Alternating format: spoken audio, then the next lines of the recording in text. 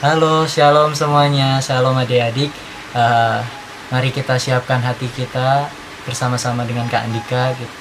Kak Andika pimpin untuk menyembah Tuhan, dan mari kita sebelum kita merenungkan firman Tuhan di pagi yang indah ini, mari kita siapkan hati kita untuk menyembah Tuhan.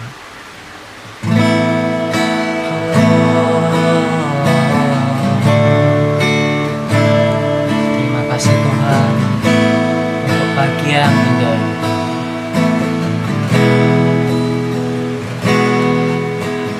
Bapakku datang padamu, naikkan ucapan syukur atas kasih dan anugerah, atas kasih anugerah-Mu yang indah setiap hari. Katakan pagi hari,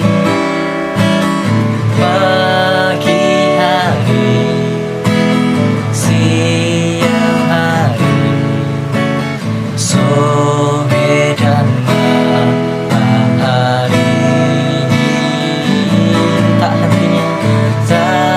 hentinya mengucap syukur atas kebaikan-Mu.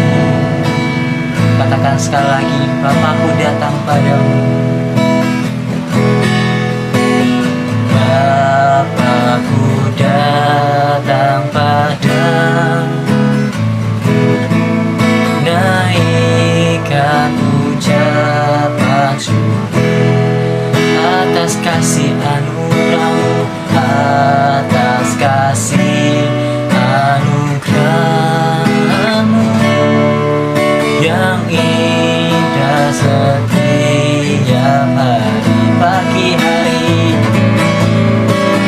pagi hari, siang hari, sore dan malam hari. Tak hentinya mengucap syukur atas kebaikan-Mu. Pagi hari, pagi hari, siang hari, sore dan malam hari. Tak hentinya mengucap syukur atas kebaikan-Mu. Sekali lagi katakan pagi hari, pagi hari, siang hari, sore dan malam hari. Tak hentinya mengucap syukur atas kebaikan-Mu,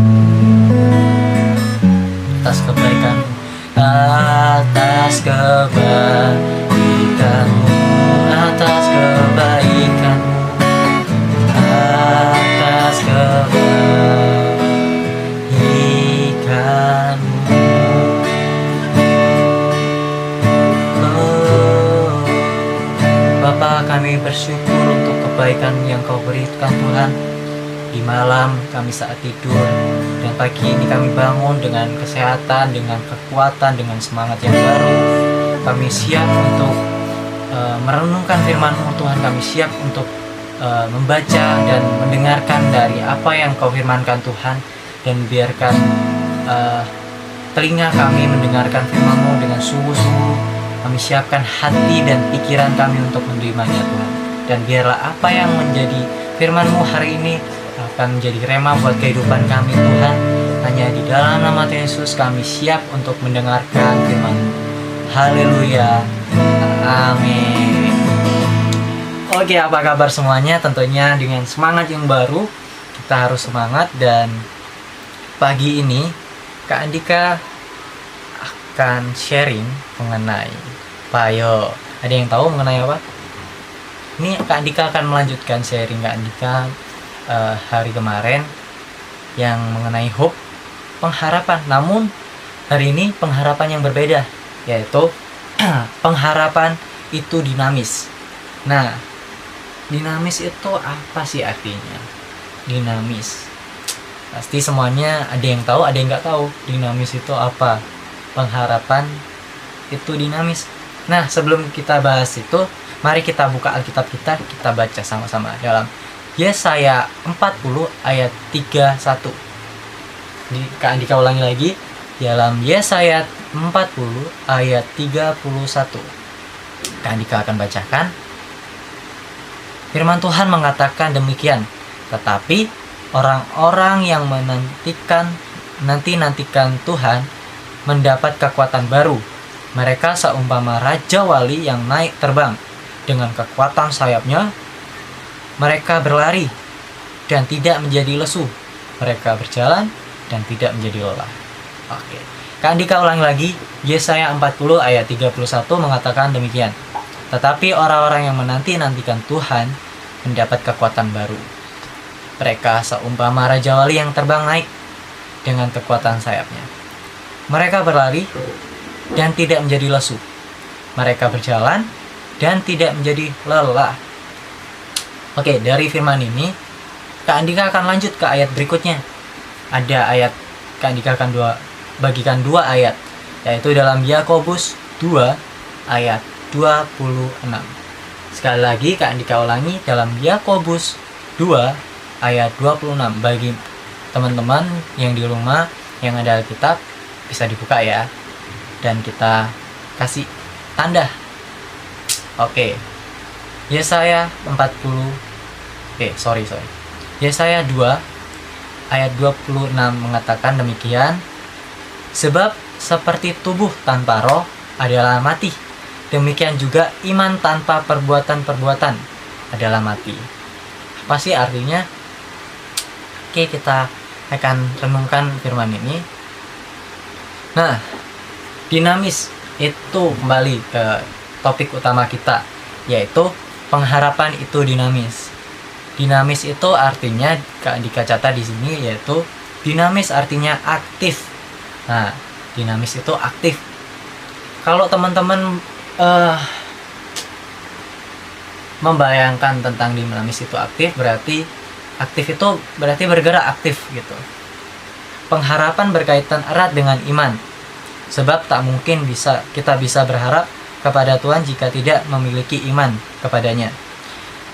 Alkitab mengatakan dalam Yakobus 2 ayat 26 yang tadi kita baca, iman tanpa perbuatan adalah mati. Nah, berharap bukan berarti pasif. Nah, kita tulis ya, yang mungkin bawa note bisa ditulis. Kak Andika akan bagikan sesuatu. Berharap bukan berarti pasif dan tidak melakukan apapun. Pengharapan itu mengajarkan kita menerapkan prinsip ora elabora. Itu apa artinya? Itu dalam bahasa luar, ora elabora itu berdoa dan bekerja. Kita tidak bisa hanya berdoa tanpa berusaha. Istilahnya kita berdoa terus tapi tanpa tindakan, ya nggak bakal bisa. Contohnya saja, kita berdoa, Tuhan semoga saja nilai ujian hari ini bisa sempurna mendapatkan 100, tapi aku nggak mau belajar, biarkan itu dapat 100. Nggak mungkin kan? Nah, itu contoh dari iman, itu harus ada perbuatannya. Jadi orang beriman tanpa perbuatan juga mati gitu. Sebaliknya, gak bisa kita hanya bekerja dan berusaha tanpa berdoa. Seperti itu. Dengan kata lain, harapan yang Alkitabiah bukan membuat kita menjadi lari dan dari kenyataan atau masalah. Harapan juga tidak membuat kita jadi tidak melakukan apa-apa, hanyut dalam kesedihan atau masalah, atau hanya duduk santai tanpa melakukan apapun. Tapi harapan yang sesungguhnya dan harapan yang berdasarkan janji Tuhan akan membuat kita siap. Nah, siap. Jadi dalam Kristus, dalam kekristusan tidak mengajarkan kita bersantai. Dalam Kristus tidak ada yang namanya santai-santai. Wah, aku enak udah hidup dalam tahun yang baru itu santai-santai, apalagi masa-masa pandemi ini di rumah aja ya santai-santai, nggak usah ngelakuin apa-apa. Itu tidak benar. Jadi harus kita beraktivitas, dan meskipun di rumah kita tetap semangat dan baca firman Tuhan, itu yang paling penting. Perang melawan banyak hal, ketidakbenaran, ketidakadilan, kejahatan, dosa, bahkan perlawanan melawan pikiran-pikiran negatif. Perang yang paling dekat itu adalah dalam sini, perang pikiran. Kalau kita berpikir yang negatif, apa yang kita pikirkan itu yang akan kita lakukan, seperti itu. Jadi menjatuhkan diri seperti yang dan membuat putus asa diri kita. Jadi inti dari sharing Kak Andika hari ini adalah pengharapan di dalam kekristusan. Oke, Kak Andika ulangi. Jadi ini quotes dari Kak Andika, yaitu pengharapan dalam kekristenan mengajarkan kita untuk menanti-nantikan Tuhan dengan sukacita dan iman. Dan iman itu harus ada tindakan. Kembali lagi kepada yang tadi, dalam Yakobus 2 ayat 26 mengatakan iman tanpa perbuatan itu adalah mati. Jadi kalau kita sudah mendengarkan firman, kita beriman, kita berharap, itu harus ada tindakannya, seperti itu. Kalau iman tanpa perbuatan mati, berarti bukan berarti kita habis beriman nggak perbuatan kita langsung mati. Tidak, salah. Yang benar adalah yang dimaksud dalam Alkitab di sini. Jadi kita jangan sampai salah tangkap bahwa iman tanpa perbuatan itu mati, dalam arti percuma kita beriman, kita percaya pada Tuhan, kita percaya akan harapan Tuhan akan hidup kita, kita percaya akan janji-janji Tuhan akan hidup kita. Tapi kalau kita tidak melakukan bagian kita untuk Tuhan, istilahnya kalau kita tidak belajar, kalau kita tidak mengerjakan tugas, lalu kita berharapnya mendapatkan nilai yang bagus-bagus terus, itu tidak mungkin terjadi. Karena orang beriman harus ada tindakan juga, seperti itu. Sekian dari sharing Kak Andika. Mari kita tutup dengan doa. Bapa, kami bersyukur Tuhan untuk firman-Mu yang sangat menguatkan kami, bahwa kami percaya orang beriman itu harus ada perbuatan, dan jika iman tanpa perbuatan mati, maka demikian sia-sia akan harapan yang telah Engkau tanamkan kita tanamkan dalam diri kita, Tuhan. Dan kami bersyukur Tuhan akan firman-Mu yang sudah menguatkan, yang sudah mengingatkan kami akan iman harus ada tindakan, bahwa orang beriman harus bertindak, bukan hanya sekedar iman saja. Kami bersyukur, kami mengucap syukur atas firman-Mu. Semoga firman-Mu ini menjadi rema untuk kehidupan kami, Tuhan, yang di dalam nama Tuhan Yesus. Haleluya. Amin. Tuhan memberkati semuanya. Selamat beraktivitas.